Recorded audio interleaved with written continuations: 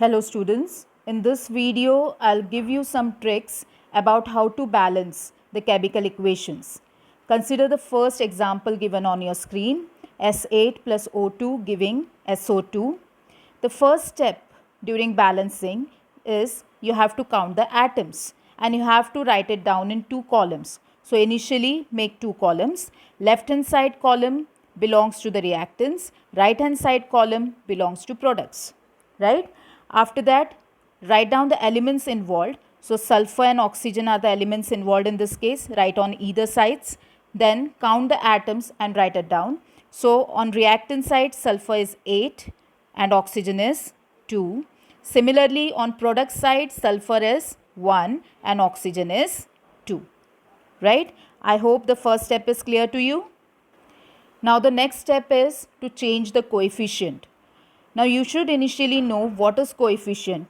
Coefficient is the number which is written before the molecule, before the species which are involved within the reaction. So suppose here I am taking 2 molecules of S8 or 4 molecules of O2 within the reaction for balancing it. So this is called as coefficient.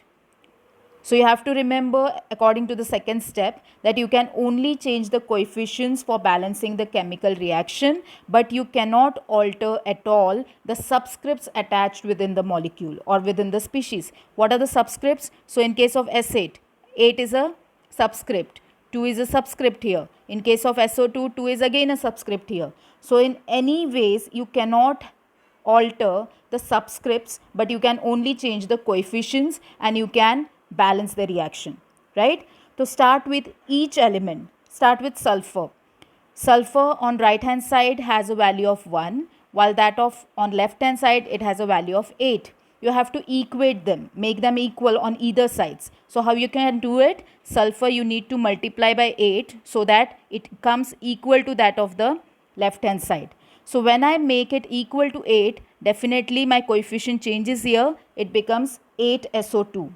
When 8SO2 comes, so oxygen value also changes. It becomes 8 into 2, 16. So oxygen has a final value now 16 on the right hand side, right? But still I have left with one solution for it, that sulfur has gained its equality on either sides, but oxygen is 16 on one side and oxygen is 2 on the other side. You have to make it also 16, so you need to multiply it by 8. 2 8s are, it will be 16. So when I am saying I am multiplying by 8, that means I am changing the coefficient of it, right? So now my oxygen's coefficient has been changed. It had become, to make it 16, I need to convert it into 8O2. So coefficient now becomes 8O2. So what is the final equation now I have after balancing it? S8 plus 8O2 giving 8 molecules of SO2, right? And the third step you can consider in this case is you will count the number of atoms so that you can be sure of yourself that yes, the chemical equation has been balanced. Count the atoms. See, sulfur on the reactant side, it is 8. Sulfur on the product side is also 8. Oxygen on the reactant side is 8 2s are 16. And oxygen on the product side is again 8 2s are 16. Right? So that has been specified here. The number of atoms on left hand side is equal to the number of atoms on the right hand side. Right? Now we'll move on some other example to make it more clear to you. This is a specific example where polyatomic ions are involved. When there are polyatomic ions within your reaction, then you need to consider polyatomic ions as one unit. Okay. So here I am taking calcium sulfate plus sodium nitrate, giving calcium nitrate and sodium sulfate. What I am going to do is again make two columns, write down all the species involved, all the ions involved on either sides. So I have calcium, sulfate, sodium and nitrate. What is the first step now? You need to count the atoms on either sides. So calcium is 1 on reactants. On the product side it is 1. Sulfate 1, here also 1. Sodium 1. Sodium on this side is 2. Nitrate here 1 and nitrate on the other side is 2. NO3 2, so it is 2. Okay.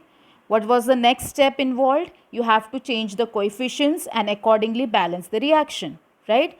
So check for the coefficients. Calcium is 1 1 on either sides. So you need not alter it. You need not touch this, right? It is okay. Move on sulfate.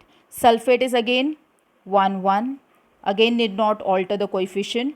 In case of sodium, on the right hand side, the value for sodium is 2. So what you're going to do is, you have to make it same on the left hand side as well. So you need to multiply it by 2, right? When I say I need to multiply it by 2, means I'll change my coefficient to 2. So it will be now 2 molecules of sodium nitrate. When 2 molecules of sodium comes into existence, definitely NO3 also changes. It also becomes 2 automatically. So when nitrate is 2 on the left hand side, I have to check whether nitrate is 2 on the right hand side as well. Yes, it is already 2. So you need not alter it on the right hand side. Got the concept? So after that, what was the final step? After equating or after changing the coefficients, you will count the number of atoms or the number of ions involved within the reactions on either sides, and you have to check them whether they are all equal. So as we can see on left hand side, these are the number of ions, and on the right hand side, these are the ions. Are they equal? Yes. So on that basis, I can say my equation is balanced. So the final equation after balancing it is given on the lower side of your screen. So calcium sulfate plus 2 molecules of sodium nitrate will give you calcium nitrate and sodium sulfate, right? I hope the reaction is very clear to you. We'll take one more example. Take this example, C3H8 plus O2 giving CO2 plus H2O.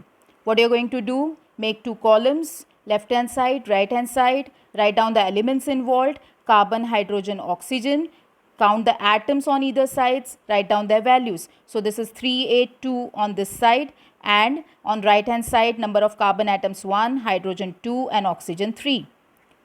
Clear with the first step? The next step is, you have to change the coefficients and balance the equation.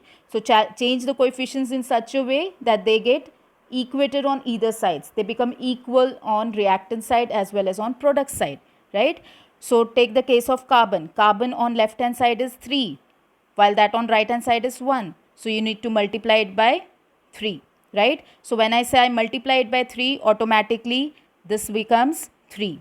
So the coefficient of carbon dioxide changes, 3CO2. Okay. Next, as the carbon changes, the number of oxygen atoms also changes. It becomes 3 2s are 6. So I am getting an additional atoms here. So that is for in case of oxygen. Now instead of 3, I am having 6, right? Only related to carbon dioxide for now I am saying, right? After that, you can move on hydrogen. Hydrogen on right hand side is 2, on left hand side it is 8. So what you are going to do is, you need to multiply here by 4, right? When I say I multiply by 4, so the coefficient changes, it becomes 4 molecules of H2O. So the hydrogen becomes 8, but at the same time oxygen also changes, it is 4. So oxygen total value now comes to 6 from carbon dioxide and 4 from water molecule. So the final value for oxygen comes to 10, right? Now check whether that oxygen value on the left hand side is also same. No, oxygen is 2. You have to make it 10. So you need to multiply it by 5. 2 5s are 10.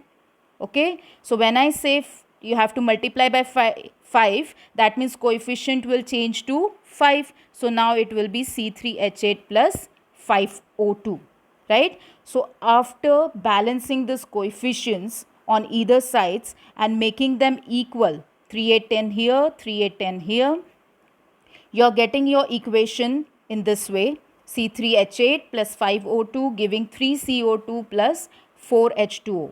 What is the final step now? You need to count the number of atoms on either sides. Are they same? Yes. Carbon is 3 on both the sides, right? What about hydrogen? Hydrogen is 8 on both the sides. 4 2s are 8 here. And what about oxygen? Oxygen is 10 here. Oxygen is 10 here also. It is 3 2s are 6 here and 4 in this case. So 6 plus 4, it equals to 10. Is it fine? So that is in the way in which you can balance any chemical equation given to you. So all the best if such type of questions appear to you in your exams, or you're supposed to do this kind of questions, right? So work hard and take care.